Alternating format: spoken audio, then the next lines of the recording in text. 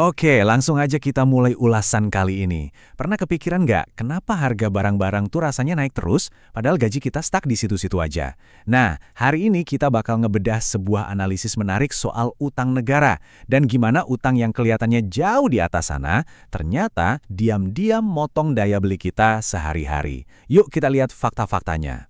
Buat pemanasan, analisis ini langsung lempar kita ke satu angka makro yang jujur aja bikin merinding. Coba bayangin angka ini, 9.637 triliun rupiah. Yap, 9.637 triliun. Itu adalah total utang negara kita saat ini. Bukan angka yang main-main kan? Sumber kita ini benar-benar ngasih highlight seberapa raksasa sebenarnya beban finansial yang lagi ditanggung negara kita sekarang. Jadi, mari kita masuk ke bagian pertama, beban utang triliunan rupiah. Nah, dari data yang ada, coba perhatiin ini deh. Hampir setengah, ya 50% dari total pendapatan negara kita tuh ibaratnya cuma numpang lewat doang. Bayangin kamu gajian, tapi setengahnya langsung otomatis kepotong buat bayar cicilan yang udah numpuk. Gila kan? Pendapatan masuk, terus langsung keluar lagi cuma buat nutupin kewajiban finansial dari masa lalu. Dan yang bikin makin geleng-geleng kepala, lihat porsi 20% ini.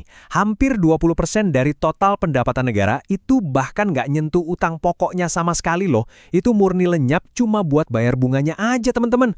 Fakta ini benar-benar jadi bukti nyata gimana beban bunga tuh makin lama makin bengkak bak bola salju. Biar gampang ngebayanginnya, sumber analisis ini ngasih angka konkretnya. Sekitar 599 triliun rupiah uang pajak kita bakal hangus tahun ini, murni cuma buat bayar bunga.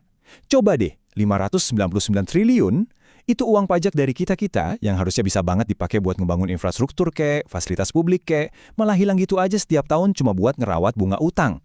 Sayang banget kan? Lanjut ke bagian kedua, ilusi kebal ekonomi. Pasti banyak banget dari kita yang mikir kayak gini, emang ngaruh buat gua? Jujur aja, itu skeptisisme yang super wajar.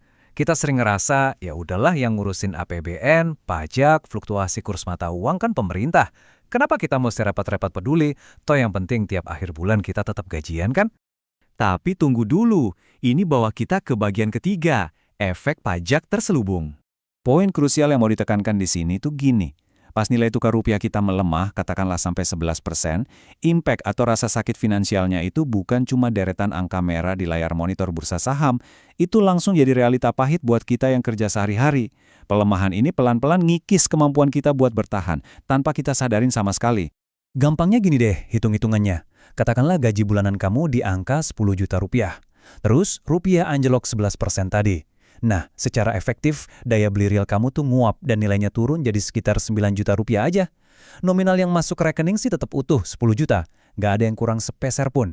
Tapi kemampuan uang itu buat beli kopi, bayar cicilan, atau beli beras, udah kepangkas lumayan dalam.